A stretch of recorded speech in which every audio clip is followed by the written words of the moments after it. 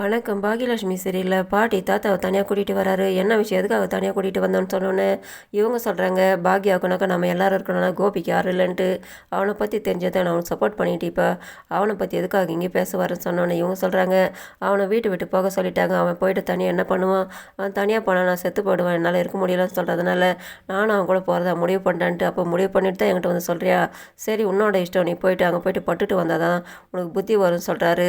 வேறு என்ன பண்ணுறது, அவன் அந்த மாதிரி சொல்லும்போது என்னால் இருக்க முடியலன்ட்டு அவனை பற்றி தெரிஞ்சு கூட நீ பேசுகிறியா, பாக்கி அவன் கோபியும் ஒன்றான்ட்டு கேட்கும்போது வேறு என்னங்க பண்ணுறது, என்னால் அவன் சொல்கிறத கேட்காம இருக்க முடியல. அவன் அவ்வளோ தூரம் கஷ்டப்படும் போது ஒன்று கிடக்க ஒன்று ஆகிட்டான், என்ன பண்ணுறதுன்னுட்டு அவன் ஒரே பையனிட்டுது, அவனுக்கு நம்ம சப்போர்ட் பண்ணணும் தான்.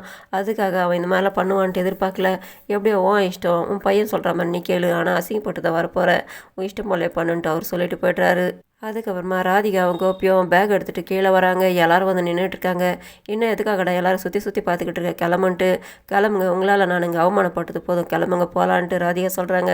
ஒரு நிமிஷம் இருமான்ட்டு அவர் அம்மான்ட்டு குரல் கொடுக்குறாரு. அவங்க பேக்கோடு வந்து நிற்கிறாங்க. இதை பார்த்து எல்லோரும் ஷாக் ஆகுறாங்க.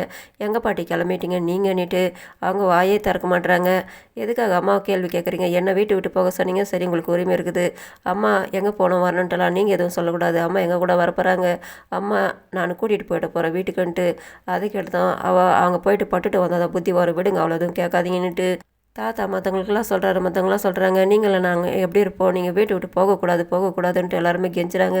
பாட்டி வாயே திறக்க மாட்டாங்க. அவங்கள எதுக்காக தடுக்கிறீங்க, விடுங்கன்னுட்டு கோபி அவங்க அம்மா கூட்டிகிட்டு கிளம்புறாரு. அந்த நேரத்தில் பாக்யா வந்து நிற்கிறாங்க.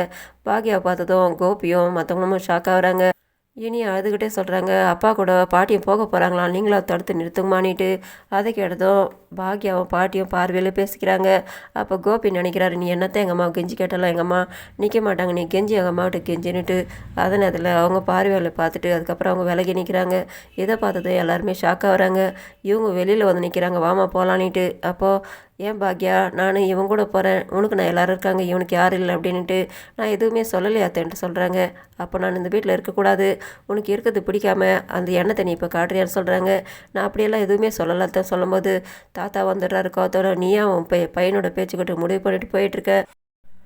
கோபி சொல்கிறாரு, நானும் எங்கள் அம்மா மகாராணி மாதிரி வச்சுக்குவேன்ட்டு. ஆமாண்டா வச்சுக்கோ, எப்படி வச்சுக்க போகிறேன், நானும் அதை பார்க்க தானே போகிறேன், அவங்க கூட வந்துட்டு அசிங்கப்பட்டு அவமானப்படுத்து இந்த இடத்துல வந்து நிற்க தான் போகிறேன், அதை நாங்கள் பார்க்க தாண்டா போகிறோன்ட்டு. அப்படியெல்லாம் அந்த அளவுக்குலாம் வச்சுக்க மாட்டேன்ட்டு அவங்களாம் கிளம்பிடுறாங்க. இவங்க வருத்தத்தோடு நிற்கிறாங்க. ராதிகா வீட்டுக்கு வராங்க.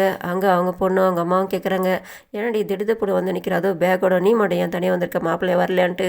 அங்கே மயூ சொல்கிறாங்க, நீங்கள் இதுக்கு மேலே அங்கே போக மாட்டீங்க தானே, என் கூட தானே இருப்பீங்கன்ட்டு. அவங்க சந்தோஷப்படுறாங்க. ஆமாம்மா அவரும் வராங்கன்ட்டு. அப்போ திரும்பி பார்த்தாங்க அங்கே கோபியும் அவங்க அம்மா வந்து நிற்கிறாங்க. அதை பார்த்ததும் ராதிகாவோட அம்மா ஷாக் ஆகுறாங்க. ரெண்டு சம்பந்திங்களும் பார்த்து முறைச்சிக்கிறாங்க ஒருத்தருக்கு ஒருத்தர். இதோட முடியுது. நன்றி, வணக்கம்.